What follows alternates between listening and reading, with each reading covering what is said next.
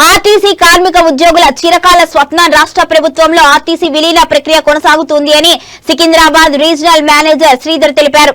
Secunderabad JBS లో media సమావేశం నిర్వహించి ఆర్ఎం శ్రీధర్ ఆర్టీసీ కార్మికుల సమ్మె చేసి ఆ సమయంలో విలీనం చేస్తాము అని ప్రభుత్వం హామీ ఇచ్చింది అని, విలీనంలో కార్మికులను కూడా భాగస్వామ్యం చేయాలి అని ప్రభుత్వం చెప్పింది అన్నారు. అందులో భాగంగా ఎన్నికలు కూడా నిర్వహించాలి అని ప్రభుత్వం నిర్ణయించింది అని, త్వరలోనే ఎన్నికలు నిర్వహిస్తుంది అని, గుర్తింపు సంఘం వారికి ఉన్నత స్థాయి కమిటీలో ప్రాధాన్యం కల్పిస్తుంది అని అన్నారు. ఎవరి అపోహలు నమ్మవద్దు అని, అంతా ప్రాసెస్ ప్రకారమే జరుగుతుంది అని రీజనల్ మేనేజర్ శ్రీధర్ వివరించారు.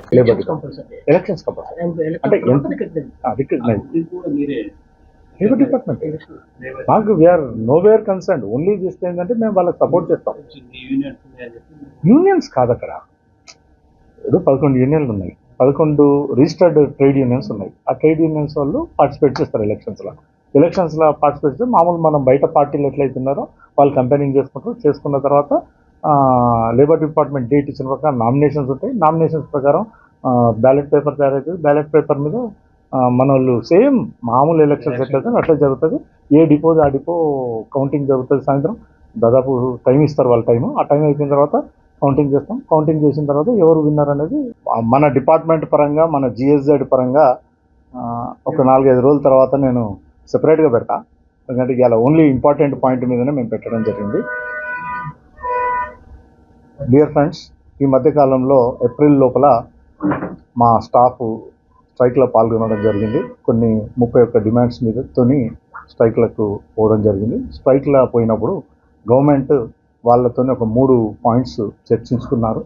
3 పాయింట్స్ చర్చించి వాళ్ళ పరిధిలో ఉన్న 3 పాయింట్స్లను చర్చించారు. అందులో ముఖ్యమైన పాయింట్ విలీనం, గవర్నమెంట్లో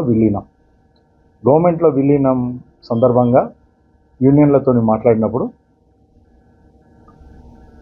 విధి విధానాలు ఖరారు చేసినందుకు యూనియన్లను కూడా అందులో సభ్యత్వంగా ఉంచాలి అని చెప్పేసి వాళ్ళ డిమాండ్స్ కోరిక మేరకు రికగ్నిషన్ అనేది చేయాల్సిన అవసరం ఉంది. సో దానికోసం యూనియన్ వెరిఫికేషన్ అనేది పెట్టి, యూనియన్ వెరిఫికేషన్ లోపల ఎవరైతే గెలుస్తారో, ఎవరైతే రికగ్నిషన్గా వస్తారో ఆ రికగ్నైజ్డ్ యూనియన్ని కమిటీలో